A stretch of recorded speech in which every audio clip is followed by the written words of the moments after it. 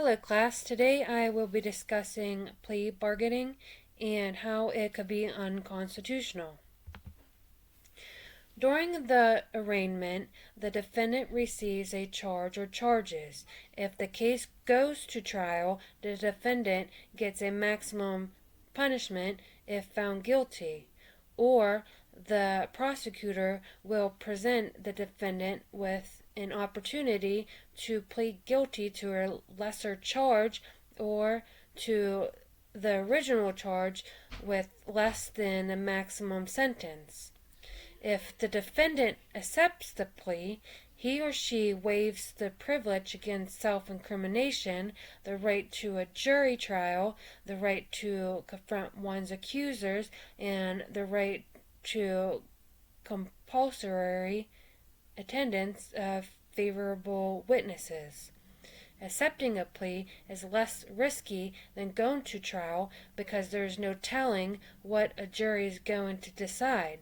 However, prosecutorial biases can influence the plea bargaining process because prosecutors are given such wide latitude when they reduce charges for offenders.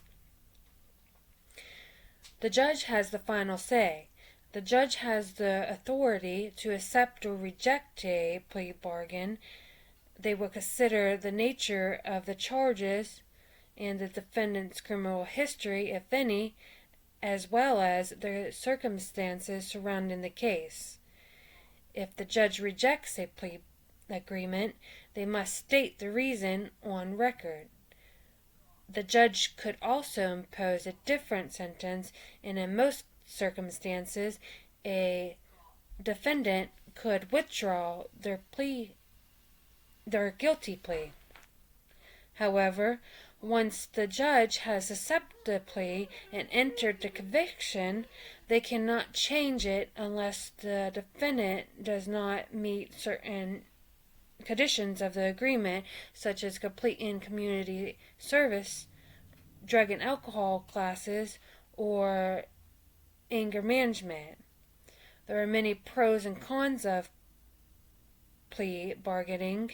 According to 2007, supporters of plea bargaining often argue that it is necessary for handling enormous criminal caseload because it allows prosecutors to allocate limited resources efficiently, and that without plea bargaining, the legal system would cease to function.